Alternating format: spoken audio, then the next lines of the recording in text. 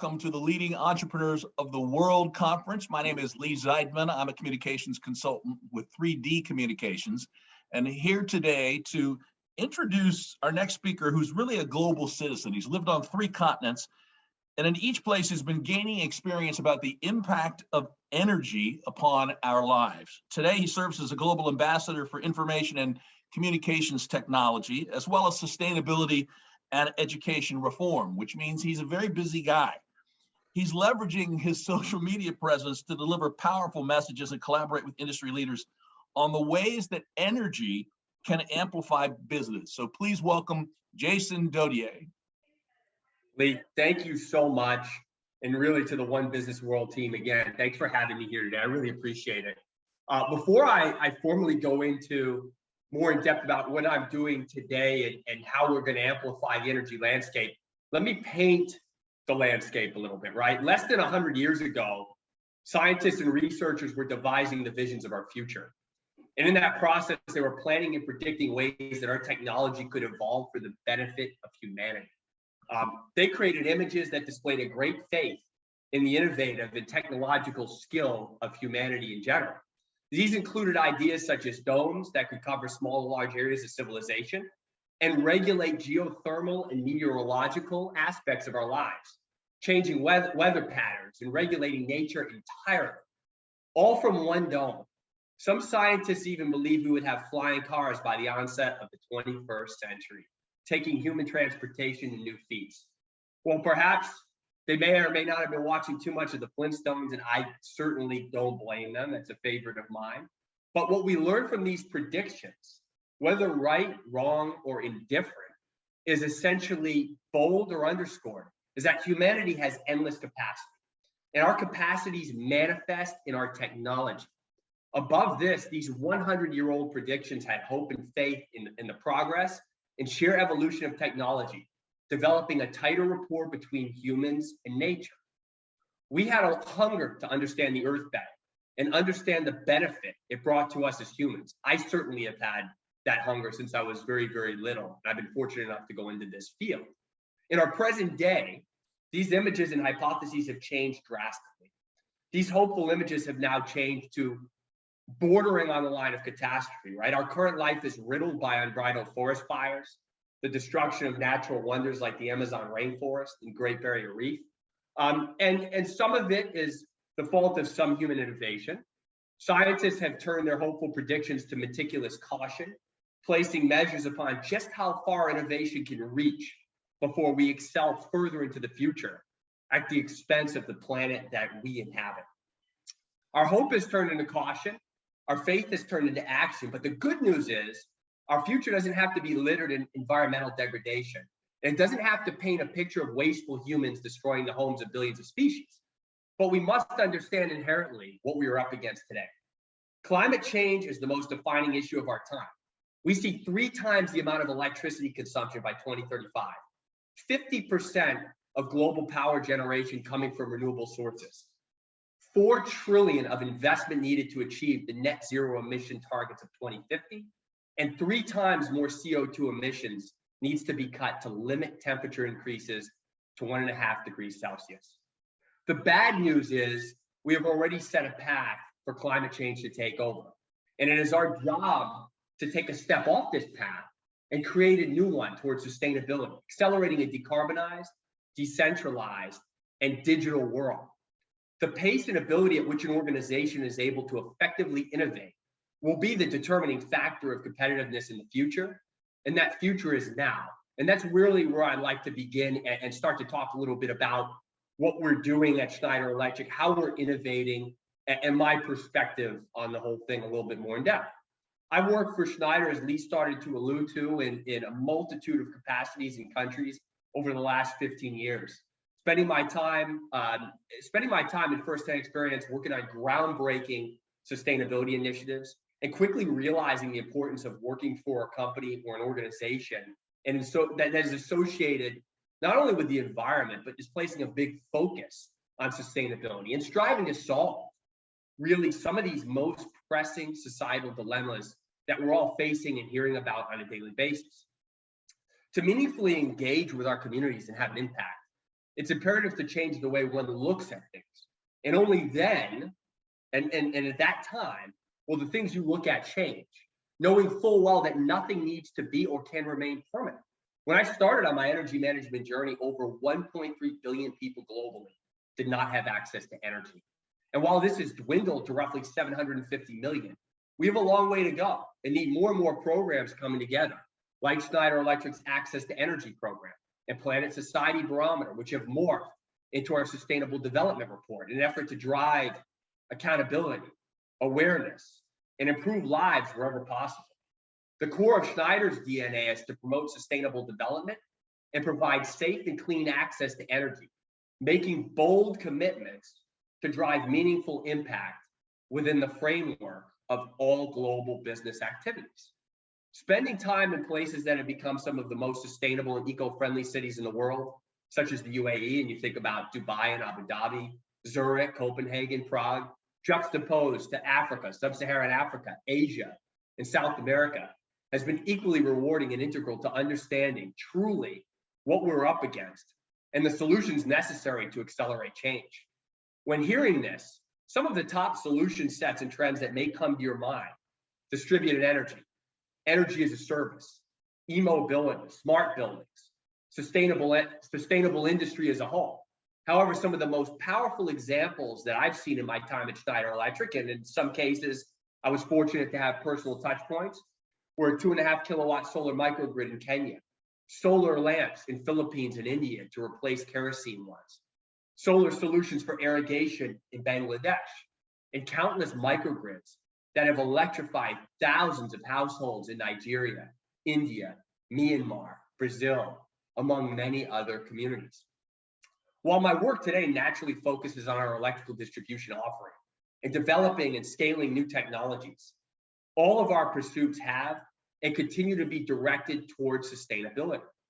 Precisely from these experiences and the kernels of hopes and pockets of prosperity, educational advancement around these hubs of innovation, ingenuity, and philanthropy have been vital and are certainly the ethos of what makes me tick day in and day out, and many of the members of my team and broader community.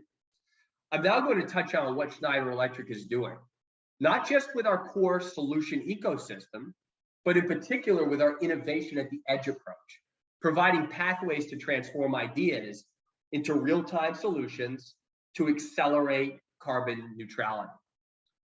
I'd like to first say that in 2021, our business was rated the #1 most sustainable company in the world by Corporate Knights.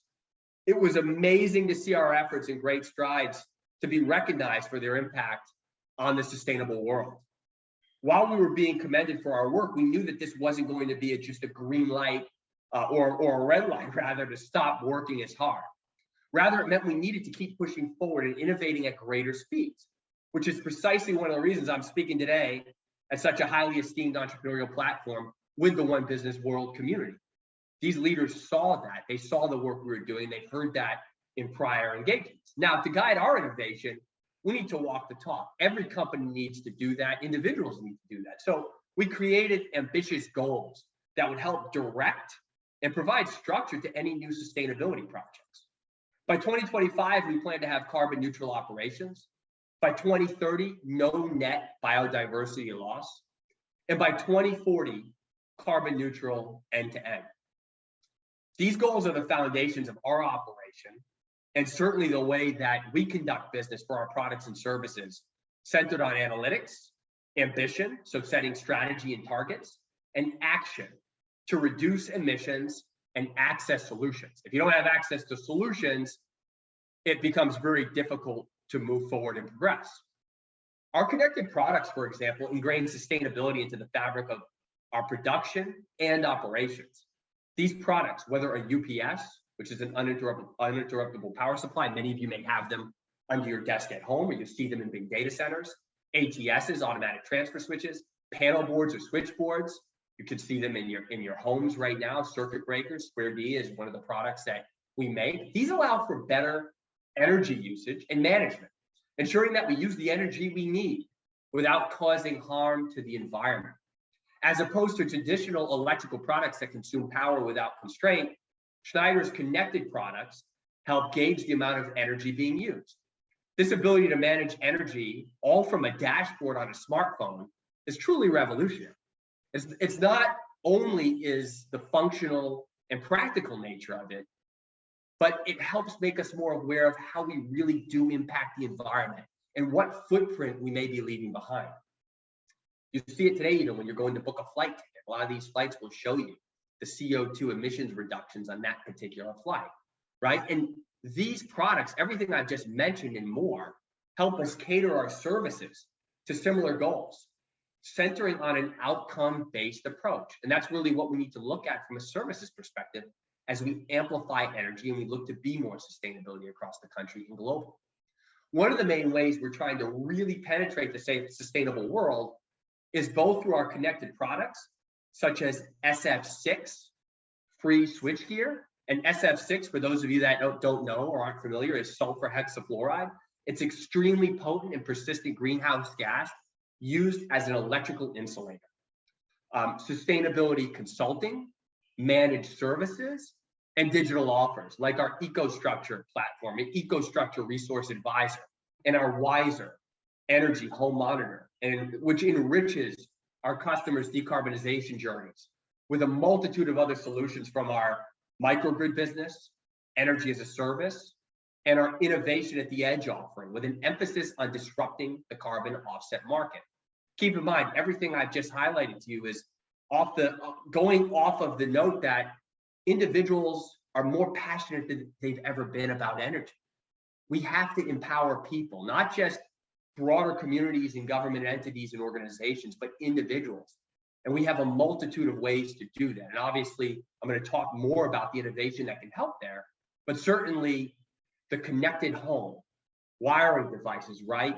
Home and distribution, panel boards, using your cell phones, that gives visibility and educational awareness that individuals prior to the last couple of years didn't have access to. Most don't even understand what they're getting charged by their utility company. So we're trying to take ownership and putting people in charge of the energy future that is coming rapidly tomorrow.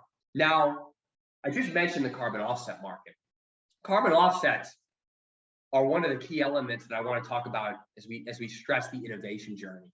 Carbon offsets are actions that help combat or offset the emission of harmful carbon into the environment. Carbon is one of the most harmful byproducts of industrial processes and one of the leading causes of climate change. So carbon offsets are promoted by companies in the form of carbon credits and other financial compensations to incentivize businesses to decrease their carbon footprint.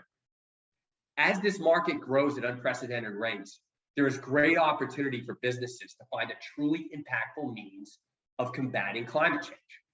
At Schneider, we believe we are leading this change. And one of our new initiatives, and Lee hinted that I tend to be quite busy day to day, but one of these new initiatives that I happen to be a co-founder of is the Grain Ecosystem.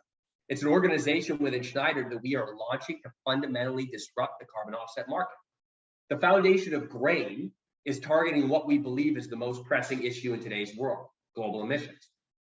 As a society, we have almost completely depleted our carbon budget and are plummeting towards a point of no return. If we reach this point, the repercussions of climate change will be irreversible. Now, one manner of stopping this from happening is through carbon offsets. Now, while offsets are designed to help mitigate the effect of carbon emissions, only a small percentage of offsets are actually making an impact in the form of removals. On one hand, we have avoidance offsets, such as renewable energy. We could call renewable energy an avoidance offset because while it doesn't harm the environment, it isn't making any direct net positive impact to reverse climate change. And unfortunately, these avoidance offsets account for over 90% of all carbon offsets, and they're being treated like commodities. On the other hand, are the beneficial offsets. Removal. Removal offsets focus on removing a net negative by adding a net positive. So for example, reforestation. This helps combat the damage of deforestation. So this type of offset is directly reversing the effects of climate change and environmental degradation. And these removal offsets are at the center of Grain. Our framework at Grain focuses on switching this narrative. Offsets should be treated as a vital part of the fight against climate change. We're switching the narrative to promote an equal saturation of buyers and sellers. We are ensuring that this market isn't one-sided. By leveraging the skill of our team at Schneider and creating an essential carbon offset journey storyboard, essentially, is what we're doing, we're paving the path to more efficiently and more effectively relay and push offsets into the market. And in doing that, allowing for scalability of many of these projects, which don't typically have a chance, right? There's a lot of small developers all over the world that have great ideas, blue carbon opportunities, leveraging kelp, or soil-based solutions, direct carbon capture technologies, but they need help. It's a very, very complex and complicated process. And to get to where we need to go, this is one of the areas that needs support and needs solutions. And this is just one of the many initiatives we're working on at Schneider. Another great example is our sustainability consulting team. This group works with companies to help develop aggressive energy management and sustainability strategies in such areas as consolidation of disparate platforms, strategic energy sourcing, on-site and off-site renewables, and energy performance contracts, to name a few. This team manages over 250,000 sites globally, accounting for over 128 million plus metric tons of CO2.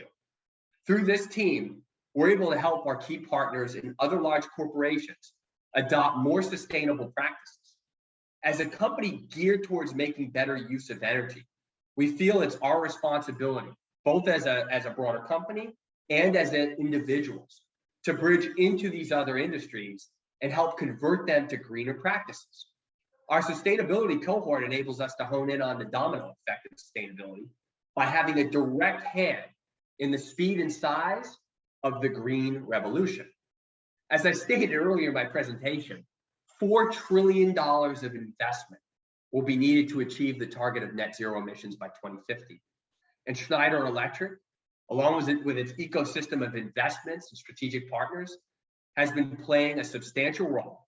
And recently, in the early days when we set up Schneider Ventures, pledged over 500 million euros for funding targeted and really not just targeted projects, but accelerating this connected decarbonization network, leveraging new products, technology, investments, and partnerships that not only put in place internal, but external innovation that in turn further our core business.